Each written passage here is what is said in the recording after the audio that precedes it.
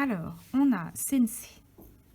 C'est un mot grammatical, donc on va juste l'écrire comme ça sans accent. New, là on a notre père, donc on va mettre un accent. Ne, you, new, ça c'est américain. New York. British, new, new. New, on met l'accent. Ensuite, couple, on marque d'accent. On met un petit K. K. Au U, ça correspond ici à A, couple. P plus L. Voilà, pas besoin de faire plus. Eve, on l'a déjà fait. Things. Alors, c'est le F non vibrant, donc non sonore, voiceless. On met bien la marque d'accent. On met le I capital, le I court. Et tout simplement. On ne dit pas things, on dit things. Donc le N, en fait, c'est un N vélaire, une nasale vélaire. C'est une sorte de fusion entre le N et le G. Ensuite, on fait un joli Z, sans de petits traits. Moi, j'avais tendance à le faire, j'avais souvent faux. Okay, donc mon D, là, il n'est pas très beau, là. On va le refaire bien. Voilà. Happened. Donc, on va mettre l'accent tonique. Un H bien formé. Le A de cat, on sourit bien quand on le prononce A. P. Ici, ça va devenir un schwa. Pen. Et ED, ben ça reste un D. Happened. Alors, on a le O déjà qu'on avait commencé à mettre. La syllabe, c'est ça. Faux. Et puis, on va rajouter B. Un B et un schwa. Vous pouvez aussi mettre un I. Ah, j'ai oublié de faire la réduction pour celui-là. Alors, le L, il disparaît. OK? Et ça, c'est court. Mais comme c'est un mot grammatical, c'est aussi un petit un auxiliaire, eh ben on va le manger aussi comme celui-là. On va le réduire, sa voyelle, lui réduire sa voyelle. Et OU devient juste un petit schwa. Would. He would have tried. Alors maintenant, il faut que je fasse. Donc j'ai fait to do, mais j'ai pas fait tried. Il faut que je le transcrive quelque part. Alors vous voyez, c'est pas très bien là. On va le mettre. Où est-ce qu'on va le mettre? Ici.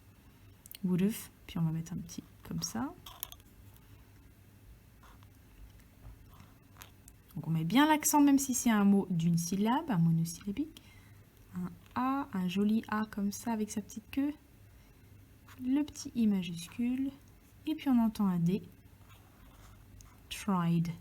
Ah, là j'ai écrit tied. Il faut que je marque un R. Donc n'oubliez pas le R. Excusez-moi, j'ai pas bien mis. Donc on va le barrer. On va mettre une petite étoile. Puis on va le mettre en bas.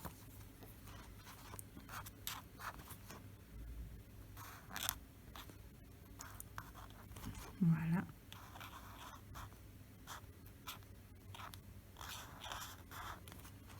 Et on va mettre la marque d'accent. Voilà, tried. To do, on l'a déjà fait. All. Ben, c'est le même all de sorts. All. Attention, ça c'est un mot lexical. So. Eve. Ça c'est déjà bon. Alors ici, c'est pas réduit, c'est pas activity, mais c'est ac. Ac. C'est rare quand même comme cas. On met bien la marque d'accent. T. V. Tis. Activities. Soit comme ça. Like the. Alors, j'ai pas bien mis là. Like The. Alors, dead duck. Donc là, c'était pas bien mis, j'ai banalisé, la police n'a pas bien rendu le cas. Donc, des et duck. Donc ça a été banalisé. Dead duck. Game. Donc là, c'est un mot lexical. Je mets un G. Game over. Sandwich. Alors, on va essayer d'écrire plus petit pour bien rester dans la bonne case. On va bien écrire.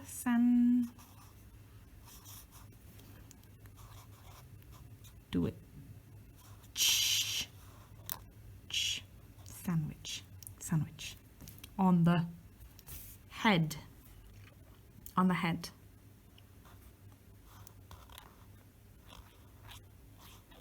Le i pour the, ce sera seulement quand il y a une voyelle après.